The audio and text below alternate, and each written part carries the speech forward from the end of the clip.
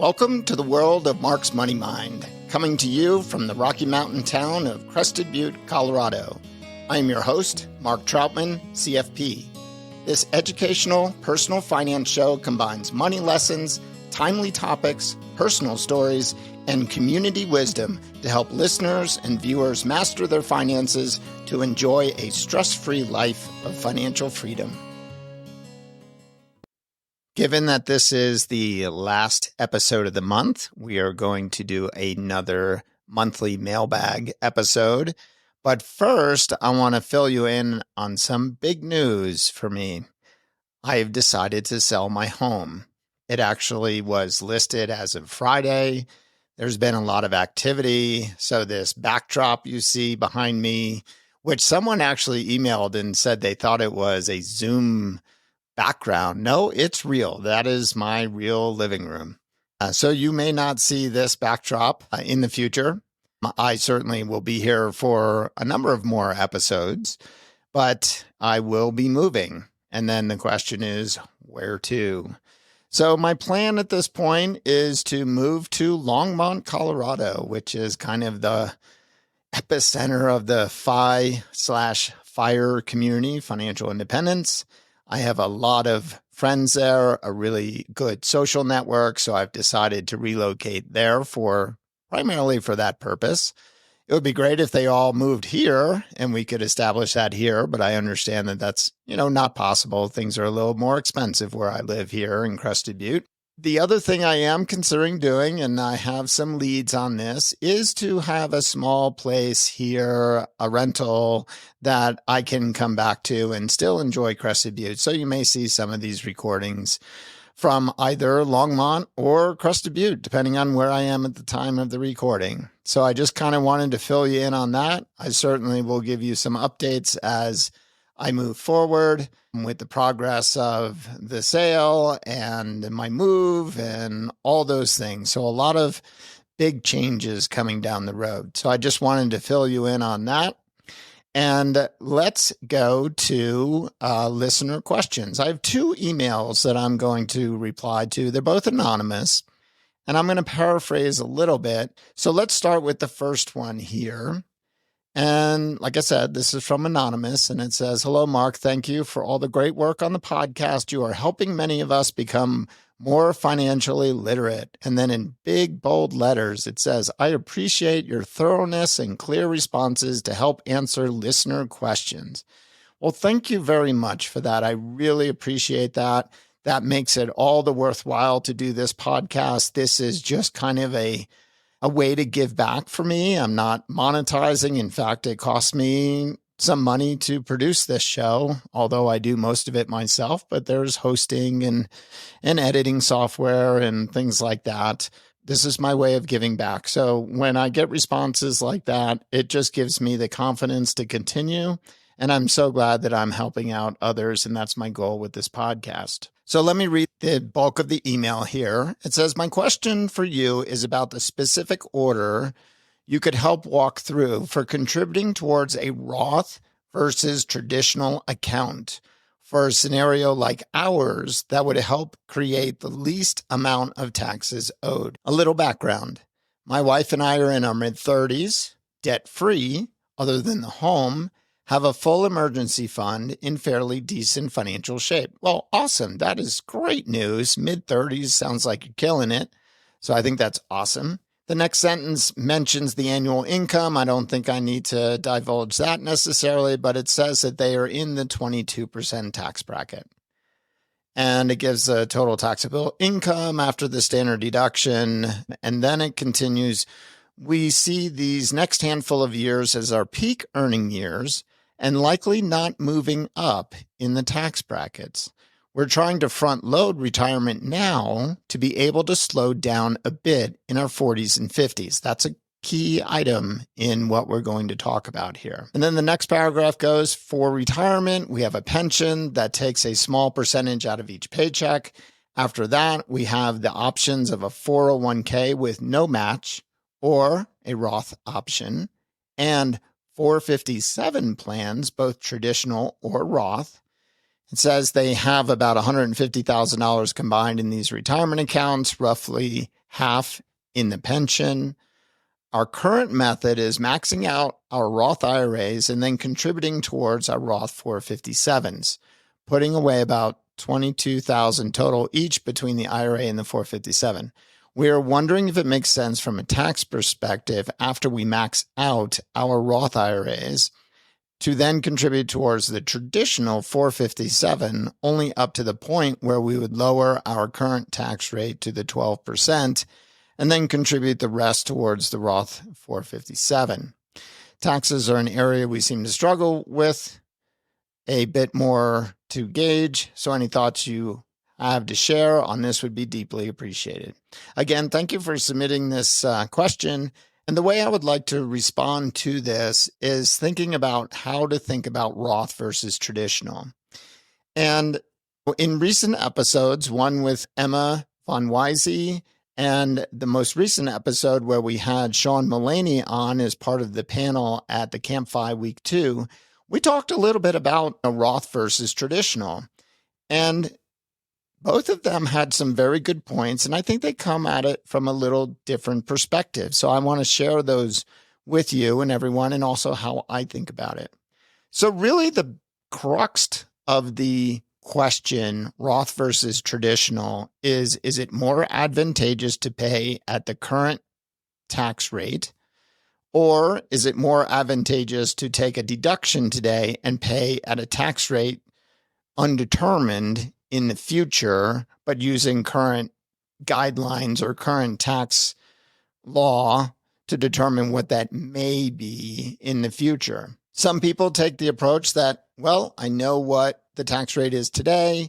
As long as I'm not in a significantly high tax rate, maybe I just go ahead and pay it today, and I've got a known tax amount to pay on these contributions, and they're going to grow tax-free forever, and I'd rather just go ahead and pay it because today's rate is reasonable in that person's case, for example. Sean had a very interesting approach. He said he likes people to go ahead and take the tax deduction today because you're taking it at your marginal tax rate. So in this case, it would be at the 22% rate. So you're deferring effectively or avoiding paying 22%.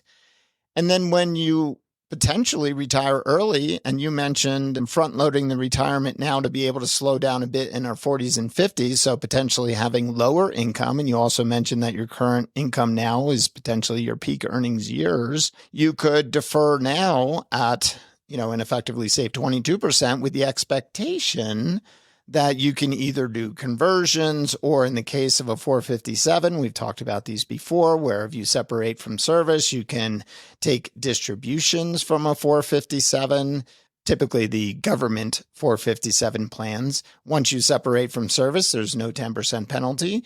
So whether it's a distribution or a conversion, and this is what I thought was very interesting that Sean pointed out, you're converting at your effective tax rate. So let's say you retire early, you have no income. Well, any conversions you do, if that's all of your income, the first amount is being converted effectively at the standard deduction amount, which is effectively taxed at zero. And then you might be converting a little bit more and you're pushing into the 10% bracket, and then maybe a little bit more and you're pushing into the 12.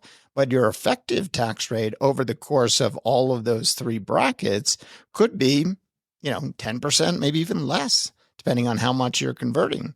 So it can make a lot of sense to take the tax deduction now at your marginal rate, which is the rate that your last dollar is taxed, and you could convert later or withdraw from your 457 at your effective tax rate, which is basically the average of all the tax brackets you are converting those dollars or withdrawing those dollars in the future. Now, Emma had a really good point too, but this probably doesn't apply in your case, but she was pointing out that somebody, for example, in their mid-30s, or in her case, in their 20s, would like to put money into Roth with the anticipation of earning more money in the future.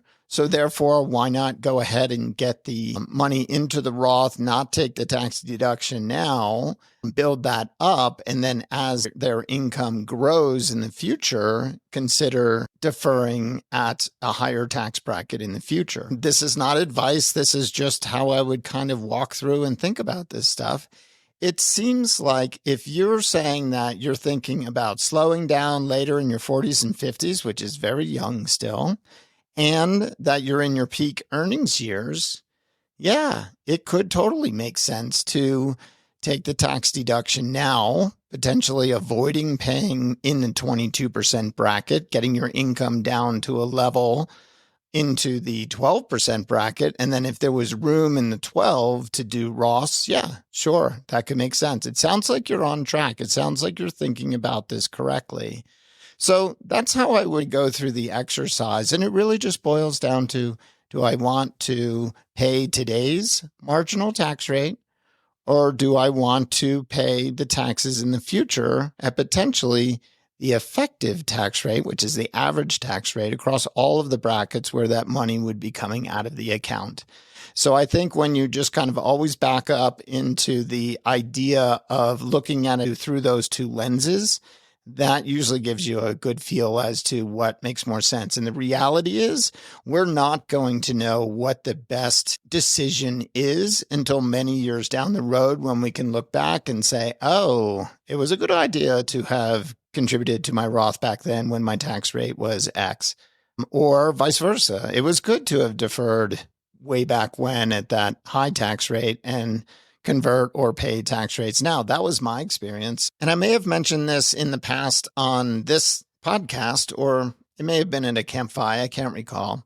But I looked back to see, I think it was actually at a CampFI presentation I did at Mid-Atlantic. So you may not have heard this on the podcast before, but I looked back to see what my tax rates were when I was deferring all of my retirement contribution into the standard 401k, which is pre-tax. I was working in New York, and we were deferring between state and local it was almost 40%. So it was in the high 30% bracket when you consider both federal and state. And today I'm doing conversions, and I even think about when I do conversions, sometimes I even go up to the top of the 24 and I'm like, oh, that's so much money. But then when I go back and look at what I deferred at in the almost 40% bracket, then I'm like, oh, that's not so bad, actually. I'm ahead. I won the game by doing that.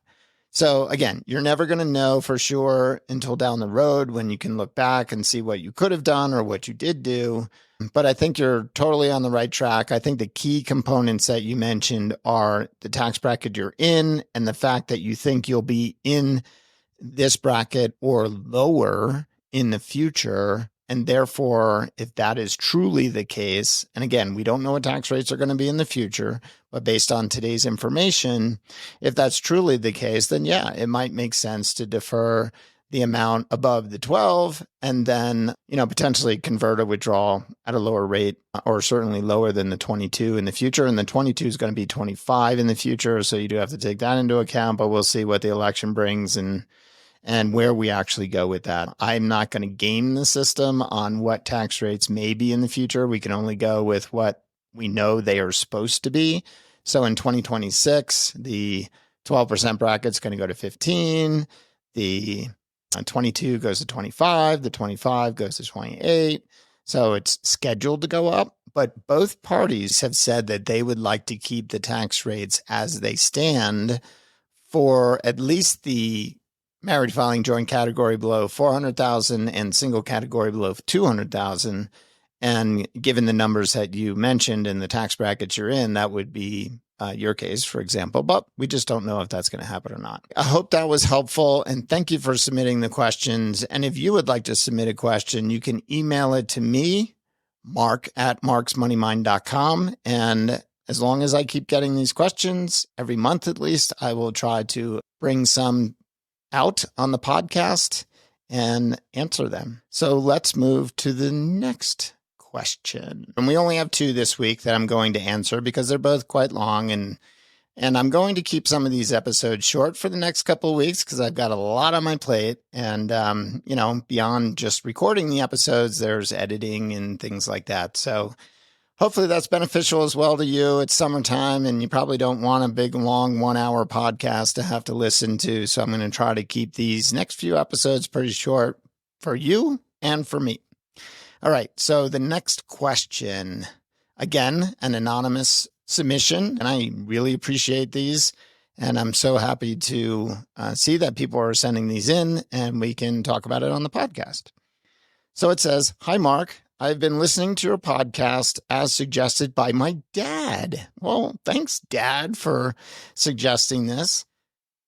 It says, "I'm in my 30s, so I'm much younger than your normal demographic, I would assume." Now, I'm going to pause there because actually there are a lot of people in their 20s and 30s listening to this, just going by circumstantial evidence from people who have reached out or I run into at these events and so forth. So we actually do have quite a number of people in your age group. So you are definitely not alone. And then it continues, "But I have been learning a lot. Some of the terminology goes over my head as I am a nurse and you might as well be speaking a foreign language when it comes to finances, taxes, etc.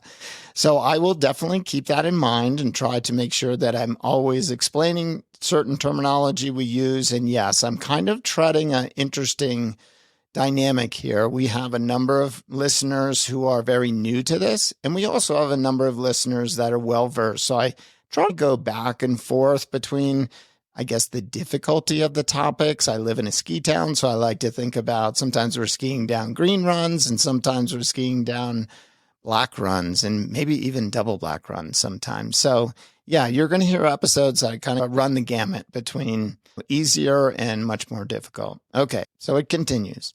"I just listened to episode 10, and there were a few times you mentioned life insurance, and that reminded me I don't really understand how all of that works.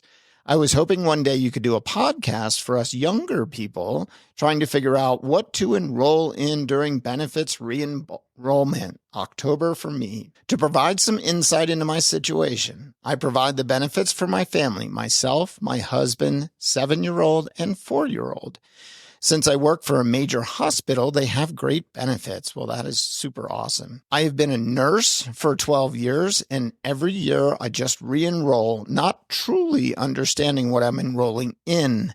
My husband and I both work full-time. Just for even more background, I have a 403B I've been contributing 12% to since I started working, and recently increased that to 14%. My employer matches 4%. Wow, combined, that's 18%. And since you've been there 12 years, I'd assume you're probably fully vested. So that's awesome. You're doing a great job there." It continues. "I have a few high yield savings accounts with Discover. These are my fun buckets." Oh, I love that. That's great. That term is starting to make the rounds here. So I love that. And it continues. "Although I didn't know that was a real thing until I started listening to your podcast." Well, yes, it is a real thing, and we have a lot of fun talking about the fun bucket. And it continues. "My husband has a Roth IRA and a simple IRA. We have 529s for both kids since their births, and I recently opened both of them Vanguard accounts, trying to build some generational wealth here." Well, wow, you guys are killing it, man. In your 30s and you got all this going on. Wow, that is awesome. This is what I love to hear. Okay, getting back to the email. Anyways, back to my question. "I pay for voluntary long-term disability, voluntary employee life, and AD&D, which is accidental death and dismemberment, voluntary spouse life, employee whole life, and spouse whole life. I declined child whole life. Listing them all out, that seems like a lot. What are these things, and do I need them? Neither my husband nor I have any medical diagnoses, and my whole family is healthy. I don't want to waste my money, and I have no idea what I'm spending my money on. I understand this might not really be relevant to your podcast. Absolutely is relevant, so no worries there." And then it says, "Do you have any podcast recommendations for someone in their 30s looking to reach financial independence or build generational wealth?" I will interject here and say, go back and listen to the episode. I think it's Gen Z Whiz, Emma von Weise. She has some great suggestions for people in your age group to listen to. Of course, I would like you to listen to this podcast, but she also mentioned some others. Money with Katie is one. I think the Money Guy Show was one. And certainly Choose FI, but she mentioned that might be a little bit harder to dive into because there's so many episodes. Those are ones that come to mind, but go back and listen to her episode, and I'll put the link in the show notes because we talked about this quite a bit. And then the email continues, and it's almost over here, so bear with me. It says, by the way, the comment in this podcast, money left unspent is life unlived, or something to that effect, it really resonated with me. I've been raised to be a hardcore saver, but recently I've been wondering if I'm saving too much for later. Side note, when is later? Instead of doing all the things now. Thank you for your time. And again, this is anonymous. All right. Well, that's an awesome email. Again, I am so happy that people in your age group are listening and getting a lot out of this podcast. And that is truly my goal. When I'm thinking about the audience, I certainly think about my friends and cohorts in the financial independence community. But honestly, I'm really trying to gear this podcast toward this younger generation that you're in to help pay it forward, in essence. And I'm certainly not going to disregard the people that have a lot of knowledge here. And that's why I talk a lot about things that might pertain to them. But you are definitely my target audience. So thank you for sending this in. Let's go to your questions here. First of all, like I said, you guys are killing it. You're doing awesome. You've got all the things in the works and the 529 and the retirement savings and the fund bucket and all that. So I think you're doing great. The Roth IRAs. So getting to the core question, which is your employee benefits. So you mentioned a number of things here, and I'd like to talk about these specifically. You talked about voluntary long-term disability. I think that's a great option because generally it's not too expensive. And that's actually a higher risk than most people think. Effectively, it's if you got disabled in some way and were unable to work, it's going to replace a fairly high percentage of your income, not all of it. I think it's usually like 60 or 80%. You'd have to look at the policy because they don't want to pay out 100% and not have you want to come back to work. But that is a good thing to sign up for, in my opinion. And people who are offered it, I usually say, if they ask, does this make sense? I think that's a good one to have. The voluntary employee life and accidental death and disability, which it looks like it might be combined, can usually make sense. And again, it depends on the cost. And sometimes the employer will actually just pay for it. Or if the employee pays, it's nominal. And sometimes it's like a multiple of your salary, or it's a stated amount. I know in mine, it was like a multiple of salary, but not to exceed, I think, $300,000 or something like that. And I had to pay a couple of dollars a paycheck. And I was like, well, that's a nice, easy thing to have. But I'm going to get to whether it makes sense in a moment. And the voluntary spouse life, that's kind of falls in the same category. What is the cost? How much is the coverage and so forth? And then the other two, employee whole life and spouse whole life, those things I usually avoid because whole life is more like permanent insurance and it kind of has a investment component to it, but you're usually better off separating life insurance from investment and not trying to get both in the same package. And typically, if someone has these options, you're going to choose between employee life, which is probably term life, and whole life policy, and not necessarily have both. So whole life, I'm not a huge fan of. I would prefer to have the regular life policy. But let's talk about another option. The other option is you could buy a term life policy on your own, and frequently you can get much higher coverage amounts for less money. And usually in your age group, and given you said you're both healthy, you can get it would be like a 20-year term policy or a 30-year term policy, which basically means that the premium will be the same for 30 years. The coverage is, usually stated like $500,000 or $1 million. And I remember when we got our first policies, we were in your age group, in our 30s. We had a daughter, and that's usually a good time to think about getting life insurance, because if you think about life insurance, the purpose of it is if something were to happen to you or whoever the insured is, does someone rely on their income? And if that income were to disappear, they would be disadvantaged. And that's really what the purpose of life insurance is. So when you say I decline child whole life, well, certainly it's whole life on top of it, but just life insurance in general for a child, this may sound not great, but if a child passes away, no one is relying on the income of that child. In fact, from a purely financial aspect, obviously disregarding any of the other aspects of losing a child, but purely from the financial aspects, the household is not going to be disadvantaged from a financial perspective of a child's passing. In fact, they may be having less money go out the door as a result. So I know that sounds very, crass, but financially, insuring a child doesn't make sense because there is no income that child is producing. In fact, they just are creating expenses that would go away. I hate to talk about it that way, but that is kind of the way you need to think about it when it comes to, do I have life insurance for somebody or not? Are they providing income to the family? And if that person were to pass away, do you need life insurance? So for me, I don't provide income to my household. I don't need life insurance because I'm not providing anything. And I also don't really have any debts that would need to be covered and so forth. So that's kind of why you would have life insurance. But getting back to the point, you could go out and get your own term life policy. And like I said, when my wife and I both bought a term life policy and we were in our 30s, that was actually when we had our child, we were in our 30s. And at that point, we said, oh, we should get some life insurance because if something were to happen to one of us, we were both working. Obviously, the household income would go down, or our daughter potentially would need daycare if the person continued to work, and all these things that would crop up if one of us passed away. And term life policies are so inexpensive, especially for somebody in their 30s. So it makes a lot of sense, especially if you have no health events or history or anything like that.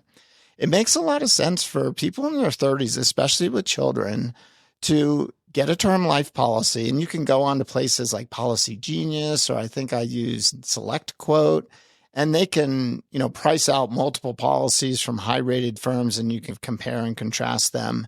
But basically, I would be looking for something in a multiple of your salary, something maybe even as much as 10 times what your salary is, or just $1 million policy. If your salary is under 100,000, you're probably going to be able to get it, and it's going to be super cheap. Now, this is going back in time, but I recall our $1 million policies, we each had one, were less than $500 a year. So pretty cheap insurance. In fact, when my wife passed away, she still had a few years left in her term policy, and that policy actually paid out. And while we didn't really need the money necessarily, it certainly was beneficial. And she had a term at the time, she had a 20-year term policy, because I think what happened was our policies ended in our late 40s. I think we each had 20-year term policies to begin with. It might have been 15. So we might have gotten our insurance policies maybe in our 20s. Maybe it was in our 20s. And they were like 20-year policies. So in our mid-40s, we had to decide, do we want another term life policy, or do we want to just not have insurance from that point forward? We did not feel like we were financially independent. We felt like we were still relying on each other's income. So we decided to each get new policies. I think I got a 15-year policy, and mine ended up lapsing because the 15 years ended at some point, and I didn't re-up it because at that point we didn't need it. And then she had a 20-year policy because she actually got better terms. Women typically get better terms than men do.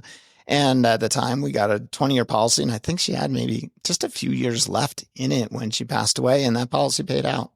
It was not $1 million policy. We had dropped the coverage amount. It gets more expensive as time goes on, and we needed less money, potentially, if something were to happen to one of us.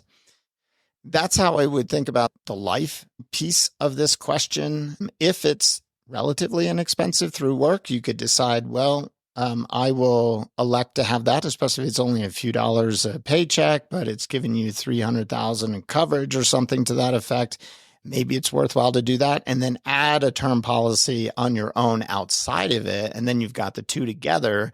The nice thing about getting your own term policy versus through work is if you were to leave work, that policy ends. Now, yes, you can usually extend it or buy it from the group insurer, but sometimes it's going to be more than what you could get on your own. So I kind of view it as getting my own on the outside and then maybe having some coverage through work.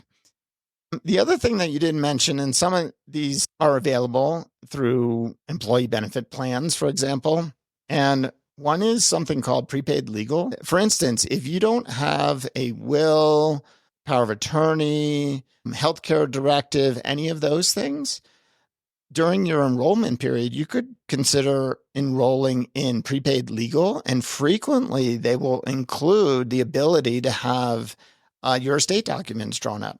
So you may decide, oh, well, for next year, I'm going to enroll in that. I'm going to have my estate documents drawn up by an attorney through that plan. And then once they're done, maybe the next year you just cancel the prepaid. Sometimes it's a lot cheaper to just pay the prepaid legal through work, get your estate documents done, and then cancel it the following year. You will have to be enrolled for usually the full year. You usually can't say in the first month, I got my estate documents done, I'm going to cancel this plan. Usually you have to stay enrolled for the full term of the year. So that's something to think about if that's available. So that's how I would think about looking at your employer plan and all the options. So I think you're doing great with the long-term disability. I would look into the employee life and the voluntary spouse life. Personally, I probably would pass on the whole life and the spouse whole life, and certainly that you already declined the child whole life. I think those are not as advantageous. You're doing investing on your own directly. I'm not a believer of tying together life policies and investment, because whole life is effectively like a cash value life permanent policy where your premiums that you pay in build some cash value, but there's a lot of expenses in whole life. And generally, I feel like buy insurance for the insurance piece and invest separately. So buy term and invest separately. And certainly there's, in my opinion, there isn't a reason to have both the regular life policy and the whole life policy through your employer. And so that's kind of my 2 cents. That's just how I would think about it. Again, it's not advice. You should do your own research and make your own determinations. But that's kind of how I would dissect what you are asking and how I would approach it if it were me. So I hope that was helpful. This is a relatively short episode, so maybe you can get this done during your workout or walk or whatever. Enjoy your summer, and I will be back next week with a new show. Thank you for listening to this week's show. Please click follow on your favorite podcast player or subscribe on YouTube to ensure you don't miss any future episodes. Also, please leave a rating and review for the show. This helps improve the ranking and enables other like-minded people find the content in their podcast players. If you would like me to answer a question on the show, please send it to mark@marksmoneymind.com and put podcast question in the subject line. Let me know your first name, or let me know if you would like to remain anonymous, and also your state of residence if you choose. I would also appreciate it if you would recommend this show to friends and family that might benefit from this content. See you next week on the Mark's Money Mind Show. Until then, make some, save and invest, live on the rest. And now for the all-important disclaimer. This show is for education and entertainment purposes only and should not be considered investment, tax, or legal advice. Please consult the appropriate advisor or advisors before implementing anything you hear on this show or any other show for that matter. While I fully intend for everything on this show to be true and accurate at the time of each recording, occasionally errors may occur. So please do your own due diligence on anything discussed.